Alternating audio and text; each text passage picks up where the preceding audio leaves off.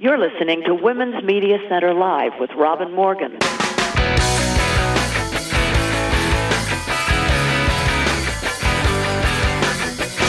Welcome to Women's Media Center Live.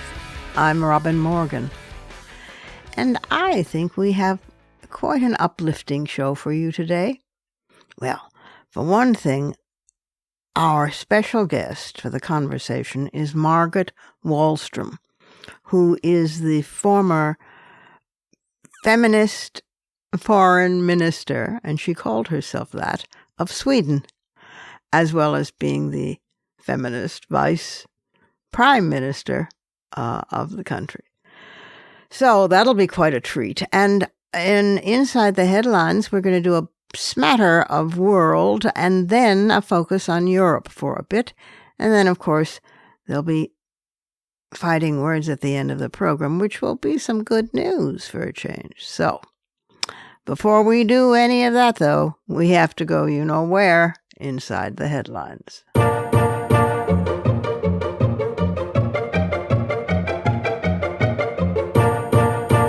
We have a bit of international news, and then we'll focus on Europe. Harvey Weinstein, the Hollywood producer, has been sentenced by a court in Los Angeles to an additional 16 years in prison for rape and sexual assault. The prison term, along with the 23 years he received back in 2020 for a similar conviction in New York, amounts to a likely life sentence for the 70-year-old Weinstein. The new sentence came after a jury found him guilty of attacking an Italian actress and model identified only as Jane Doe No. 1 during a film festival in Los Angeles in 2013. He denied the charges, begged to avoid being given a life term, appealed directly to the judge in the courtroom where he sat in a wheelchair wearing a prison uniform. In December, jurors convicted him of 1 count of rape and 2 counts of sexual assault against the woman.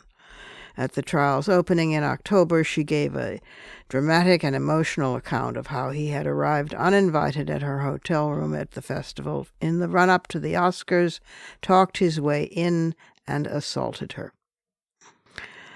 Judge Lisa B. Lynch sentenced Weinstein to 8 years for a forcible rape count, 6 years for forcible oral copulation, and 2 years for forcible penetration with a foreign object, for a combined 16 years. Today, justice prevailed for survivors, Jane Doe No. 3 said in a statement issued through her attorney. No woman has to fear Harvey Weinstein again, as he will never leave prison. New York's highest court has agreed to hear his appeal in his rape and sexual assault convictions there, and prosecutors in L.A. have yet to say whether they will retry him on counts they were unable to reach a verdict on.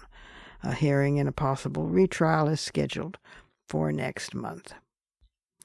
Meanwhile, in Afghanistan, the Taliban, following on their new ruling that women may not attend higher education, has added that women may not attend primary school, women may not work at all, and women may not enter fun fairs and parks, amusement parks. I didn't know there were any amusement parks in Afghanistan, but apparently there are for men. Not for children, you understand, because men don't relate to children, and only women would bring children to amusement parks, and, of course, women are not permitted in. It's only secondary to no jobs, no education, but it's a tragedy nonetheless. Back in Europe, the European Women's Lobby, which is a remarkable organization, held an event in May called Progress Toward a Europe Free from All Forms of Male Violence. They were marking the 10th anniversary of the Istanbul Convention. And they called on the EU to legislate against all forms of violence against women and girls, including prostitution and sexual exploitation. which is a very encouraging sign.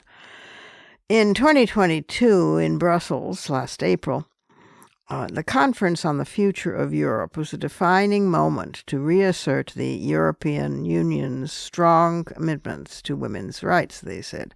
The European Women's Lobby sees the conference as a crucial opportunity to foster ambitious measures to, quote, frame a feminist Europe, close quote. Isn't that remarkable?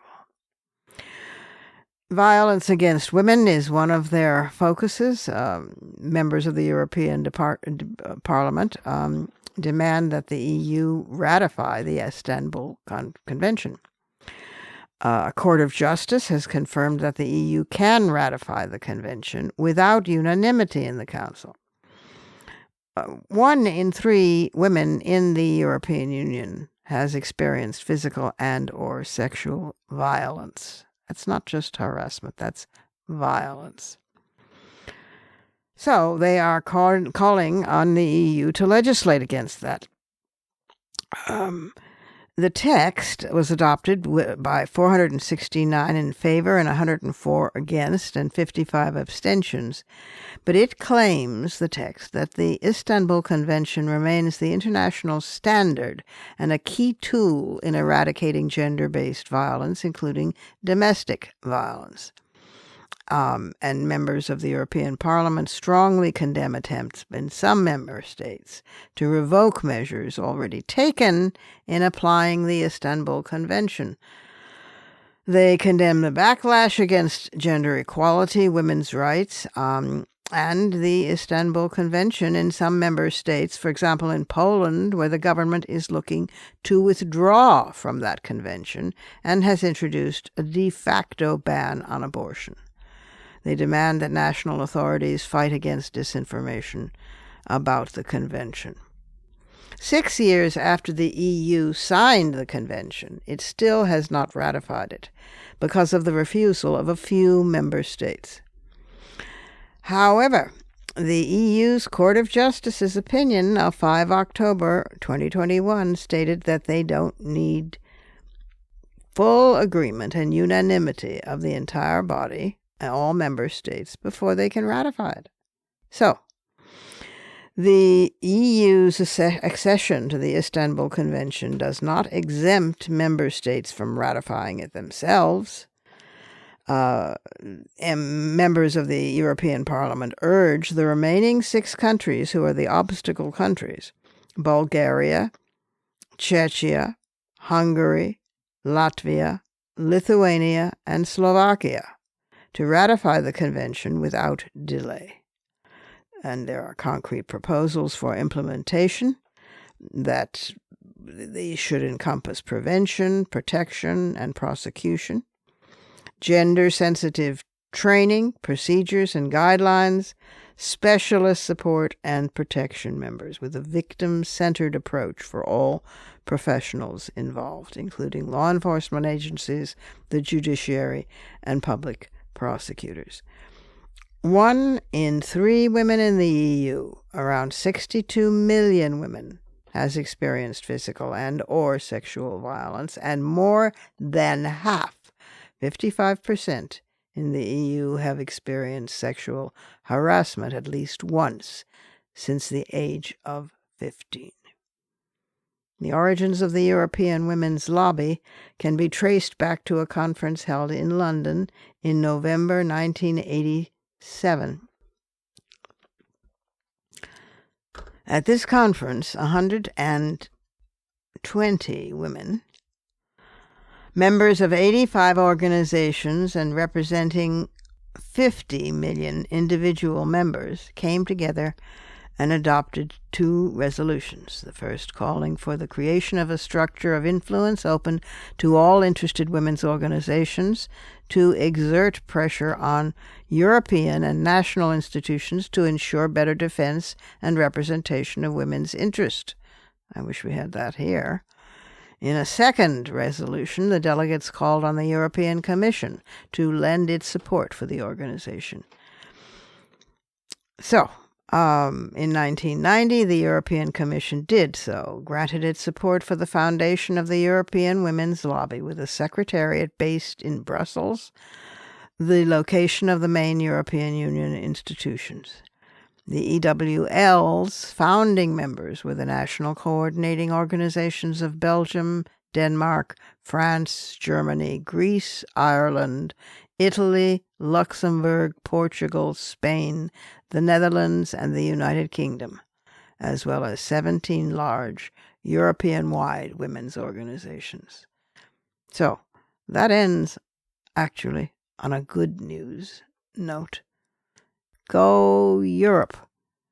Not enough, not so far, not yet, but with people like our upcoming guest, well, with them on the front lines, I have hope.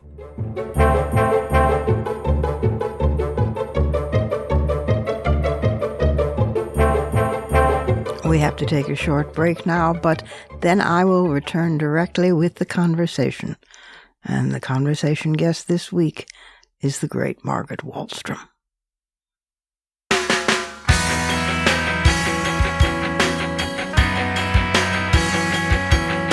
Subscribe to this program on your favorite podcast platform and leave us a review. Follow us on Twitter at WMC Live, like our Facebook page at facebook.com/WMC Live, and visit us at WMCLive.com for more information about our show and our guests. You're listening to Women's Media Center Live with Robin Morgan.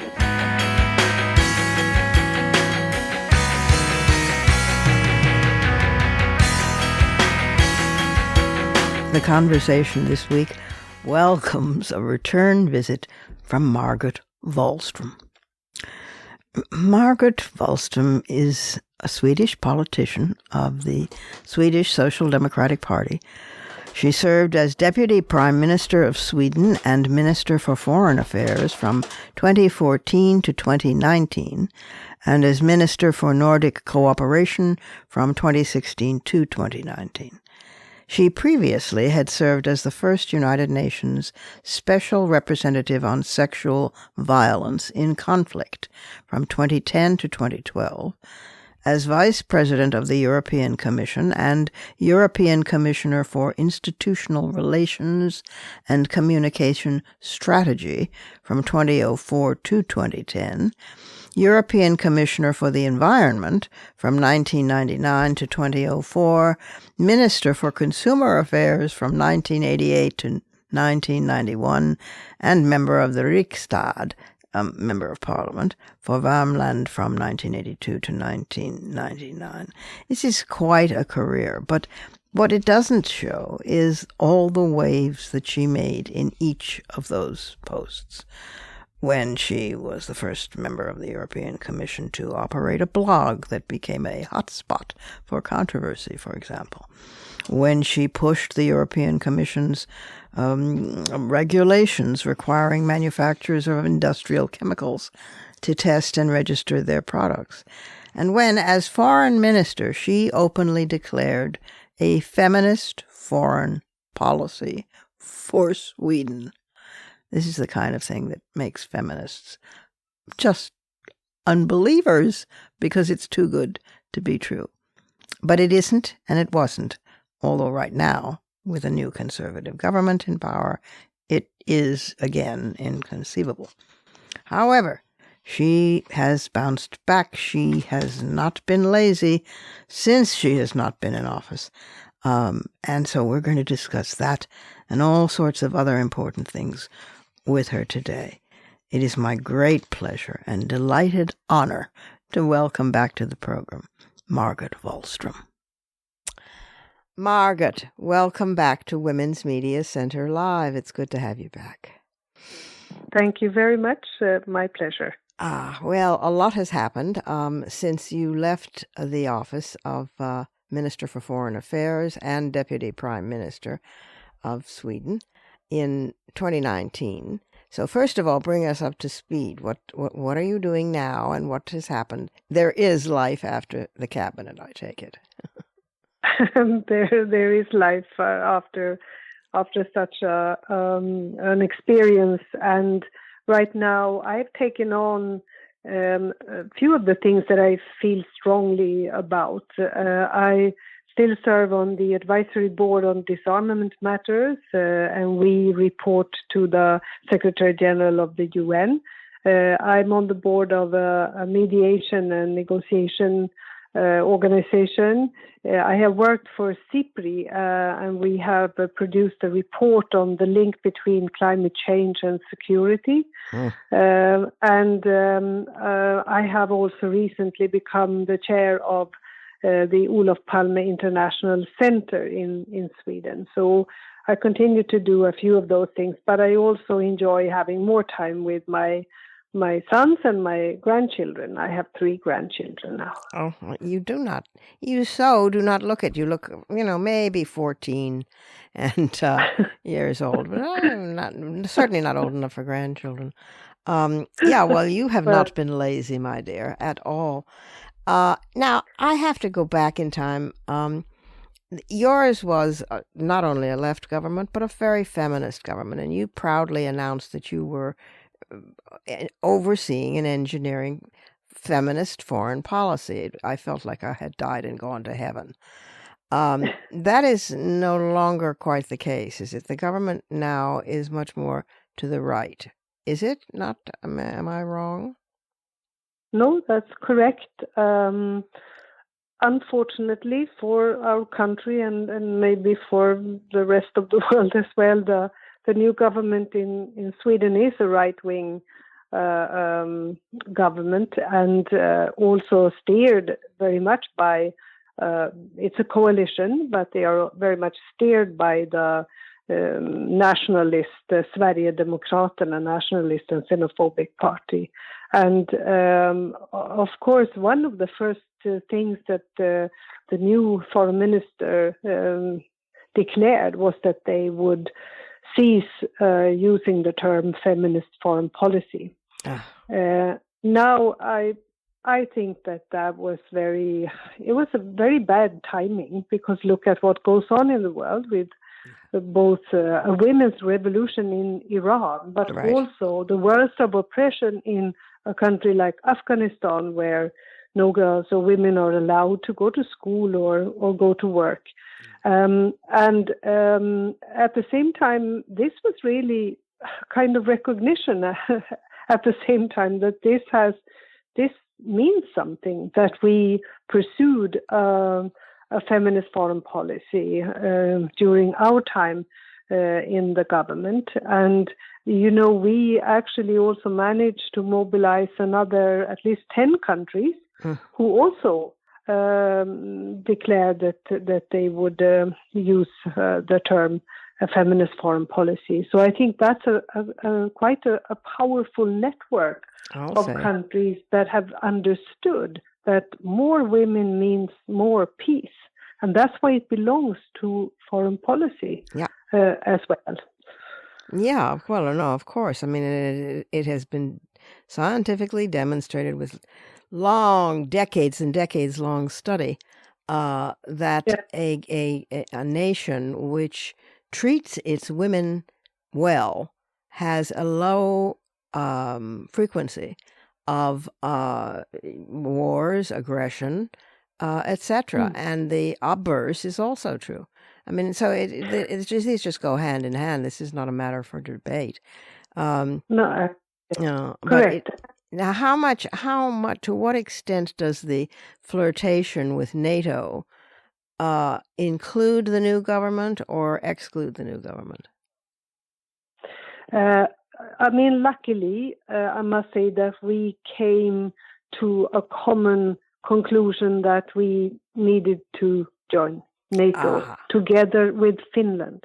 And I must say, for my part, it was really the Finnish president when he said that for such a long time, and since we were at war with Russia, and of course they share a very, very long border with Russia. Yeah, 400 miles.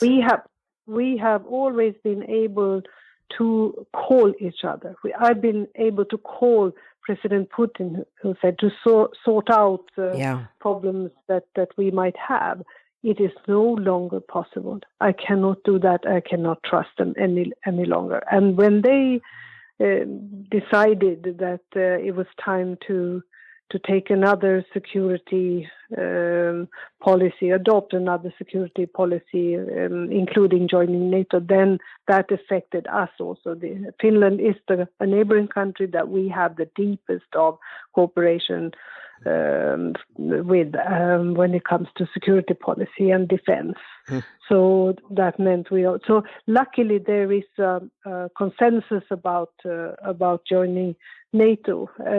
But of course this has since then dominated the Swedish debate about what happens. And we have this war going on in Ukraine, and that will affect also not only Europe but the rest of the world. And we can see it also in the increase of military spending everywhere, at the modernizing of nuclear weapons. And it's a militarization that is very unfortunate also for the world, and it makes the world a more dangerous place to live in.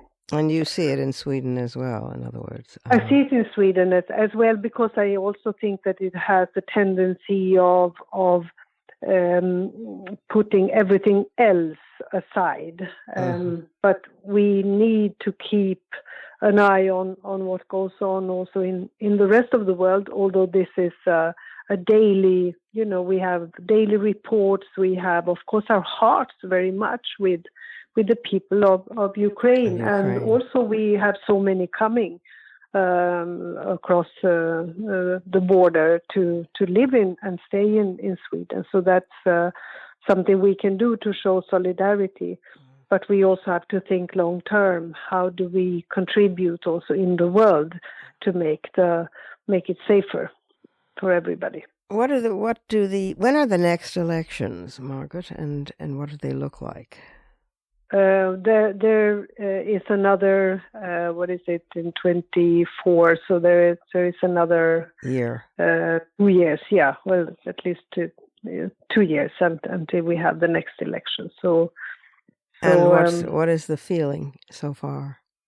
Well, maybe it's too early to say, but so far this government has not been able to get a high public rating, and the public opinion is very much against what they've been doing so far. Good.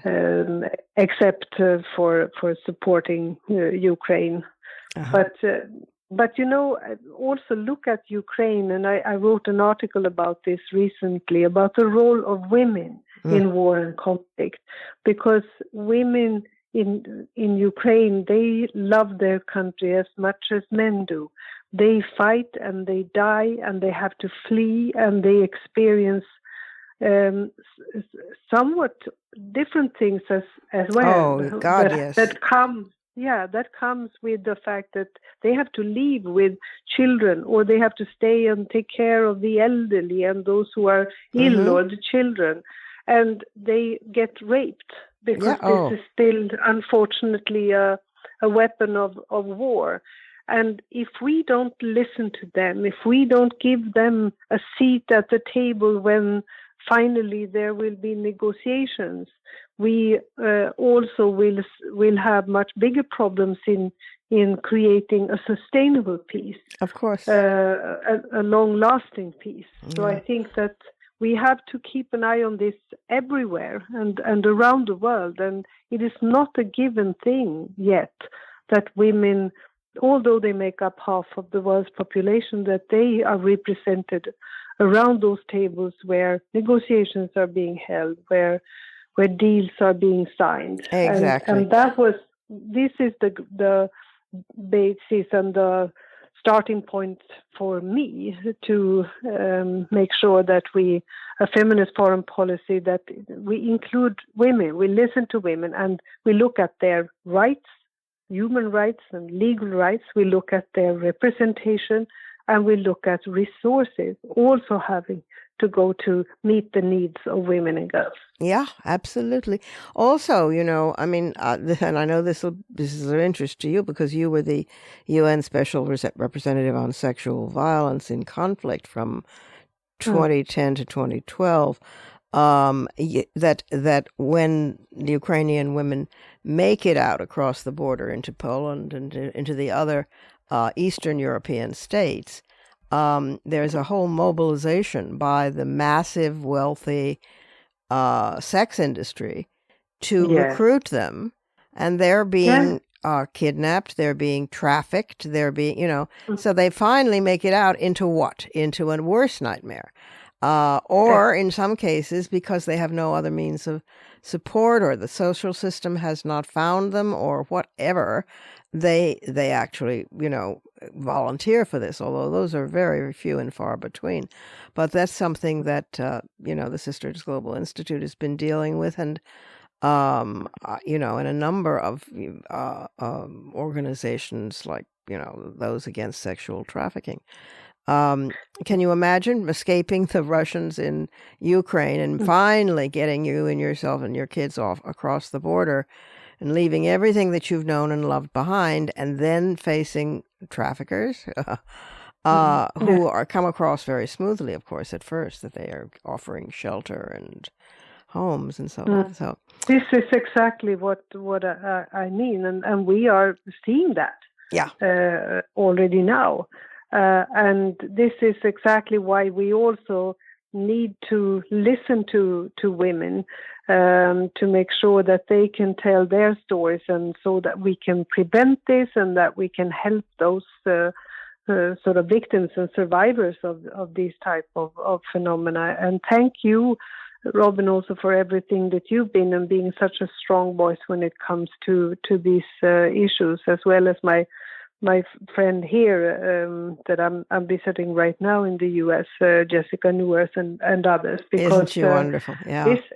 These stories have to be told. And this was very much the background why I decided to declare that we would introduce a feminist foreign policy. My experiences as special representative on conflict-related sexual violence, because what I saw was things that left me with a heavier heart, as I often say, but also maybe paradoxically with more hope for the future, because I could see the potential, I could see the force that these women and survivors had, and that they refuse to be seen only as victims. They want to take part. They want to shape their agency. own lives, and absolutely, and they have it, and it's just that others also have to use it to the full. So that was very much a driver for me and a motivation for yeah. I mean, and changing people's thinking about this, because sometimes there's a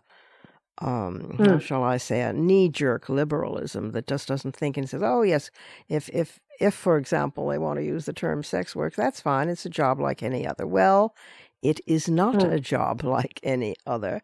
And Sweden's policy, of course, for example, on prostitution, as well as on sex trafficking, not that they're that different, because it makes no difference if you're being taken across a border to be prostituted or being prostituted at home.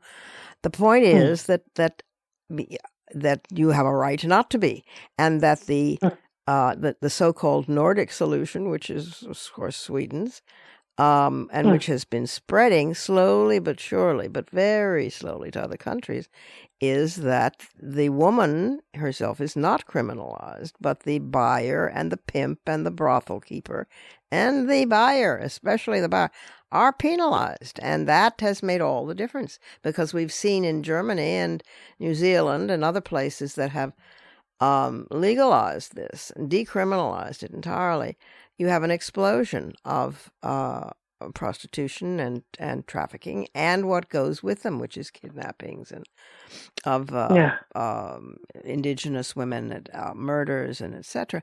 Whereas you see the opposite in the Nordic countries. I don't understand why this isn't as plain as the nose on our faces, but obviously it's not.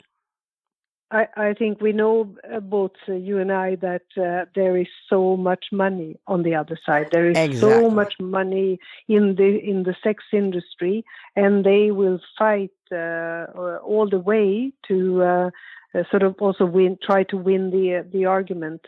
Yeah. And now the Swedish legislation and what is now called the Nordic legislation or the equality model has existed for more than 20 years. And I think we need to be better in advertising also some of the results and exactly Precisely. how it works. Yes. So Yeah, absolutely. we have some work to do there as well. But most importantly, to understand the link between prostitution and trafficking. Precisely. Because also in a country like Germany, they cannot live up to the demand that the legalization creates. When you have a system where everything is legal, of course, you also created a demand. And that means that most of those who work also in these brothels in Germany, they come from other countries. Mm-hmm. They come from poorer countries.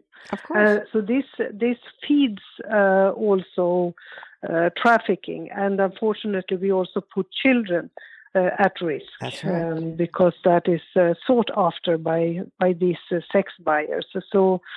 So I will try, and I have done that for some time also. I've tried to contribute to spreading more information about the Nordic system and because it's a proven record now. You see, you've got a real record of accomplishment that ought to shut them up because it's just so obvious. It's a proven record of 20 years. I mean. I think so, and I have myself followed with. I joined the police to see also how they work, and I've seen how they work with the social services, people from social services, also to help those young women. Most of them are women out of prostitution. Of course, it is difficult to keep up because now everything is online. Yeah.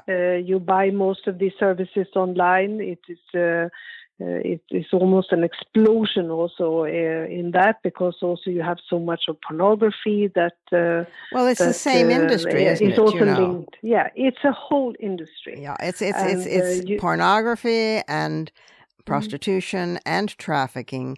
And sexual slavery. I mean, they are basically one industry. And what fascinates me and nauseates me and enrages me is that a woman can be put in a position where she is moved through all the levels of this multinational mega corporation called the sex industry. She can be kidnapped, let's say, from Minnesota, where she's a blonde, blue-eyed, kid and fighting with her parents, and she runs away, and she's picked up in Minneapolis by a pimp who doesn't come across like a pimp and says, "You're just so beautiful, I want to put you in the movies." And the next thing she knows, she's into pornography. And then, not at first, but bit by bit. And then he has a friend who just wants companionship for the night. And then it moves into prostitution. And then it's the same friend or a different friend, but in another country. And she's trafficked. And at the very end of this hideous line where she's been forcibly addicted to drugs, where she's been beaten, where she's, life expectancy of women in that life is much lower than that of men in combat. And finally she, is no longer attractive in those classic stereotypical ways. And so then her organs are harvested, or she's used for sex for pregnancy surrogacy. So every part of her is commodified by this industry. Yeah, you're. So you remember that movie called Lilja Forever? Yes. Did you ever? Yeah, and I think that showed exactly what you're saying and what can happen to these young girls. And what I've seen in Sweden is that they try these pimps, they try to bring them from Nigeria or from Romania, from all over the former world, yeah. Eastern countries, and poor countries. It's always the exotic, you see. I mean, if you're in a white country, then you bring black and brown women because that's exotic, and if it's the reverse, you bring the reverse. It is so cynical and so devastating. Yes, It is unimaginable. And Taina Bien-Ami, who is the executive director of CAT-W, Coalition Against Trafficking in Women, is also a wonderful sort of warrior on this front. But it's very dispiriting because people don't even think about it, and they just blithely drop the term sex work and sex workers' rights when these women are dying. So the amazing thing is the survivors who have come forward and work with CAT-W and work with Sisters Global Institute, and to try and get the word out about what really happens. They are fantastic. They are so brave and incredible. Very often they have to relive. I know, which is hell on earth. So. Now let me ask you one or two quick other things. You started when you were at some point between 1999 and 2004, when you were European Commissioner for the Environment. You started to regulate manufacturers of industrial chemicals, so they would test and register their products. Then you went on to become the first member of the European Commission to operate a blog, which soon became a hotspot for, controversy and arguments and stuff like that. Then you went on to become chair of the Council of Women World Leaders Ministerial Initiative, which Madeleine Albright had held that post before, our Secretary of State. Then there was the UN Special Representative on Sexual Violence, and so forth and so on. And then when you were foreign minister, feminist foreign minister, you became the first European Union foreign minister to recognize Palestine and to, of course, do the famous or infamous, depending on their perspective, in 2015, you openly criticized Saudi Arabia's flogging of human rights activists, and you said it was a cruel attempt to silence modern forms of expression. You canceled your visit to Turkey to protest the Turkish invasion of northern Syria. In other words, you have given certain people in Sweden, I'm sure, a great deal of indigestion over the years, and yet you have been voted the most popular woman in Sweden. And that beat out the royal family and athletes, and So I want to know how you did this. I mean, and your response was, "Oh well, it might be because I'm so far away." That's a little too immodest for me. And I want to know clearly, you are the people's minister. Well, that very often that lasts a very short time when you have these votes or the public opinion changes. But if I think back and look back at my career and sort of the choices I've made, I think that I can find something that is me, and that is you have to follow your conviction. And you have to stay true to yourself and what you believe in. And I spent the summer reading about people that we look at as role models and heroes, both men and women. And I found that they had something in common. They had that in common, that they had an inner compass. Let's call it that, an inner compass. And it was very clear. They knew what was right and what was wrong. They had an idea about what was right and what was wrong. And they followed that inner compass. It did not mean that they were more courageous than anybody else. They were also afraid, but they did what they thought was right. It's a kind of feel the fear, but do it anyway, isn't it? Yes, because they had that kind of thinking for themselves and deciding what they thought was the right thing to do. And I think I have kind of lived according to that. Not that I necessarily is a role model, but that has been. I have tried to listen carefully to my own conscience also. Do I really believe in this? And sometimes you have to, of course, you have to compromise. You have to be reasonable and all of that. But also, I like people. You have to like to be with and love people. So I guess that those are a couple of things that have helped me through. But it has also been it's very tough to be a political leader these days, and you could see it now when Jacinda Ardern in New Zealand, for example, chose to step down. Of course, she's been there for 8 years, which is a long time in a role like that.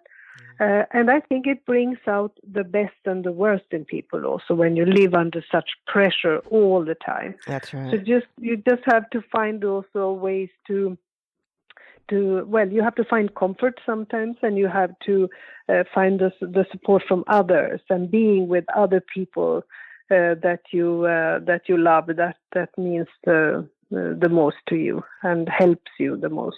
Well, the people seem to really love you back for that love that you feel for them. And now I'm retired. So last question.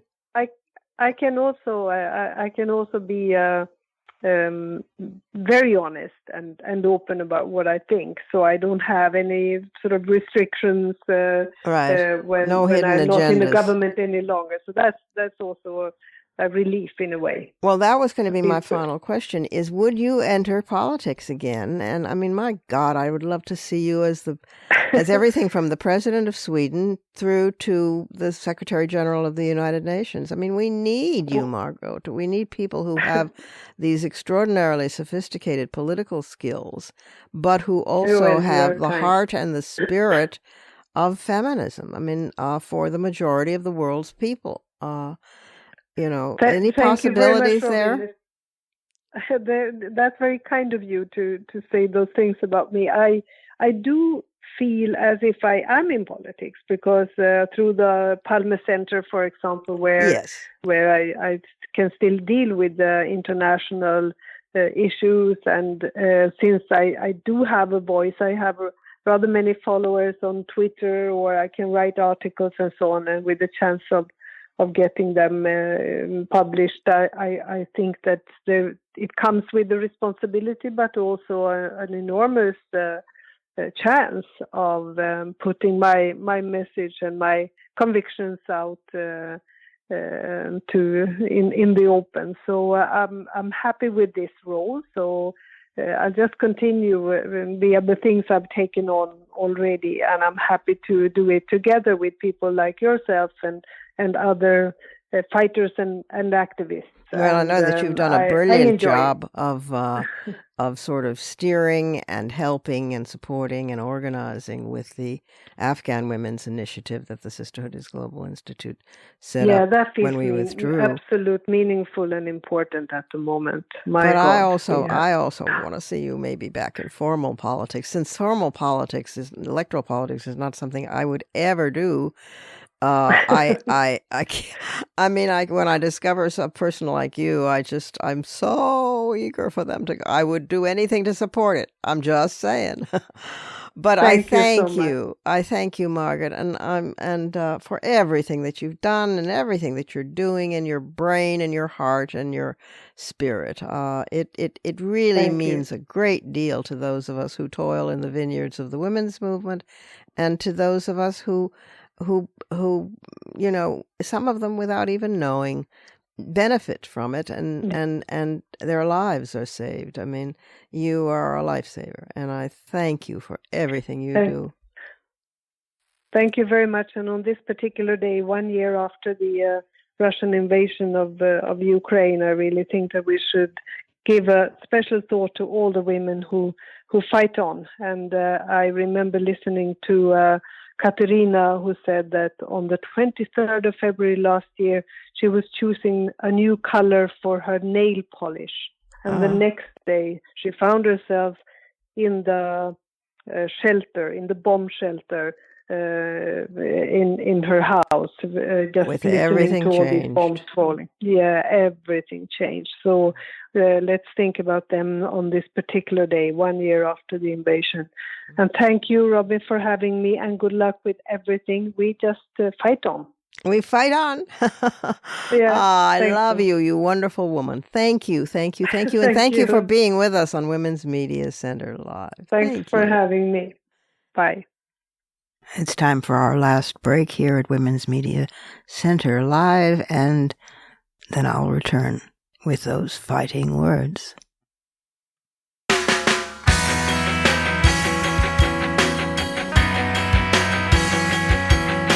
The Women's Media Center, founded in 2005 by Jane Fonda, Gloria Steinem, and myself, is a progressive, nonpartisan, nonprofit organization working to make women visible and powerful in media.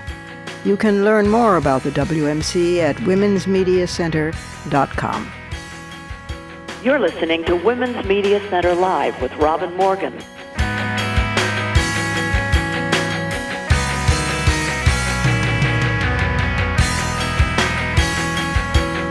Women and trees. Those may well be fighting words.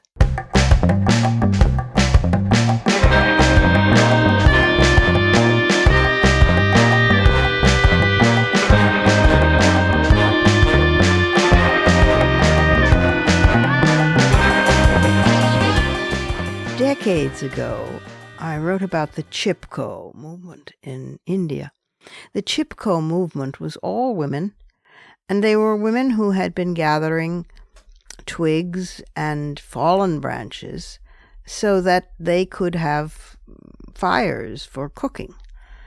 They never felled trees for wood. I mean, they just couldn't think of it. And they'd done this for generations. So when loggers came into India, they were appalled, and they wrapped their bodies, some of them chained their bodies, to the trees so the trees could not be felled. It became quite famous. This goes back to the 18th century, and it was repeated hundreds of times over the years.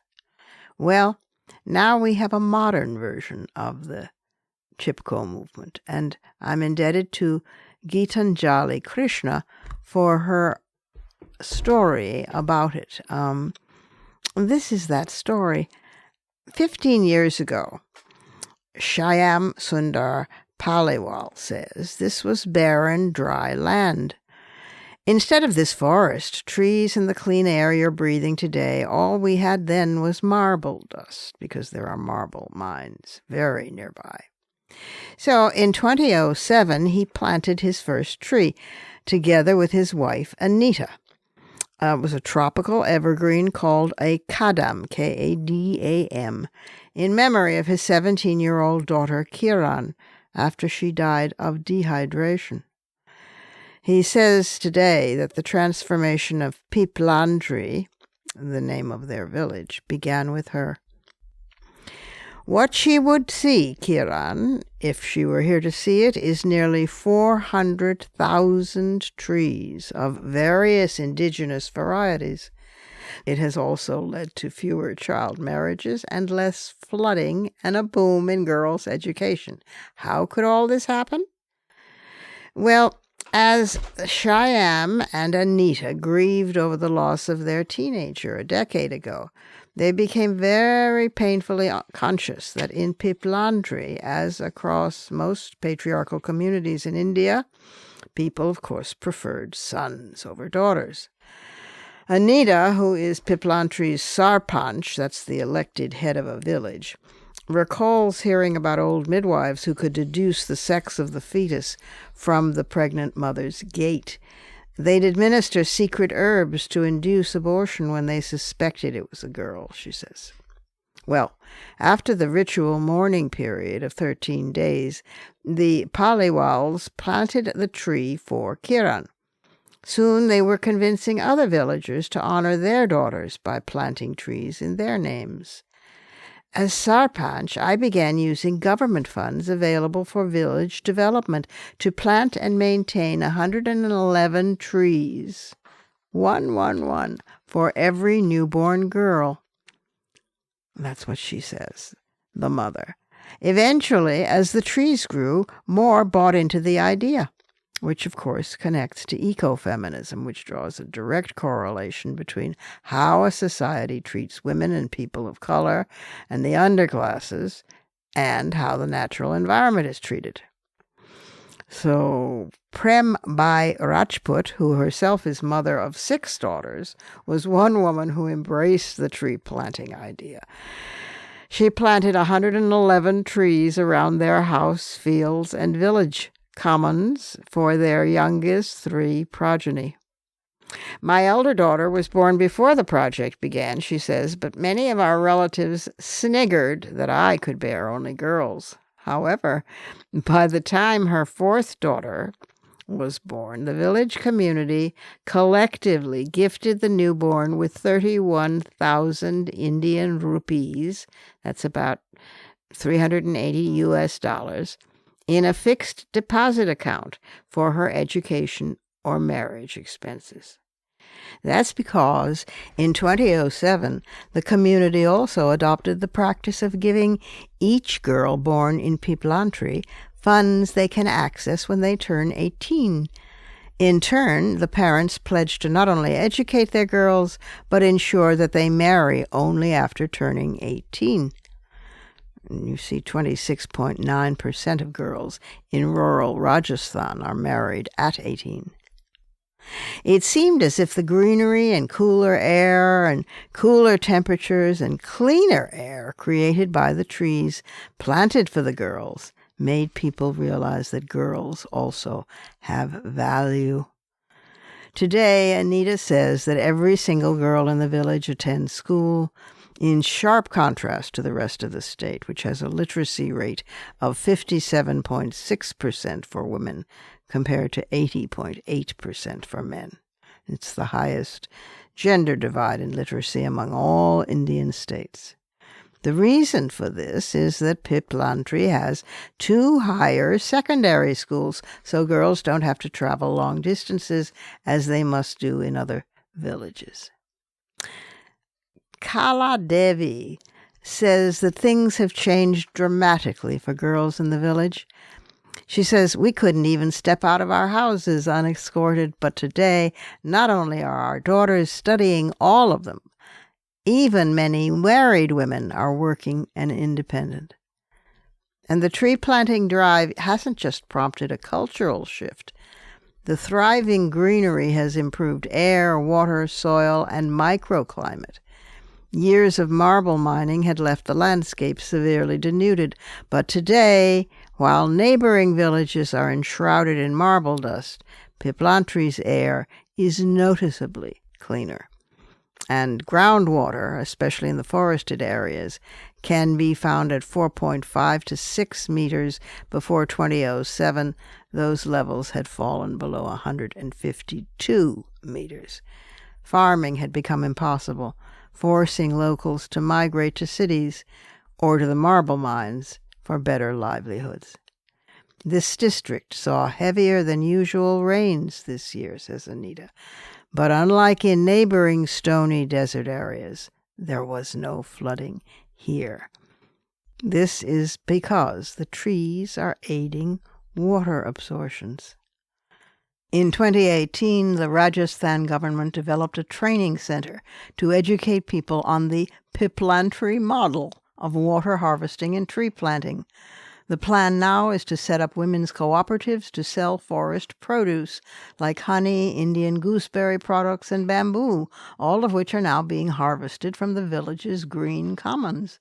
Direct economic benefits from the forest that accrue to women could ensure the continued protection of both. And meanwhile, everybody is flourishing. The trees, the women, the water, the air, all flourishing together. And the parents who started it all say, only when they flourish together can we dare have hope for the future. Those are my fighting words. Add yours on Twitter, and remember to tag us at WMC Live and use the hashtag #FightingWords.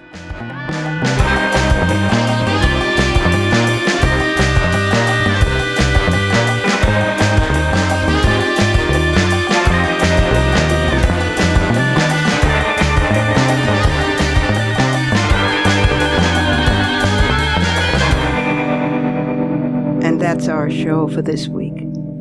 You can follow me on Twitter, Facebook, and now Instagram at The Robin Morgan, and you can check out my blog at robinmorgan.net and find my latest book of poems, Dark Matter, and my brand new novel, Parallax, wherever books are sold. Opinions expressed on this program do not necessarily represent the Women's Media Center. Here's the family for Women's Media Center Live. Executive producer as well as founding and sustaining sponsor, Regina K. Scully. WMC president and co-executive producer of this program, Julie Burton. I'm Robin Morgan, your producer and host. Thank you for being with us. Join us again next time on Women's Media Center Live.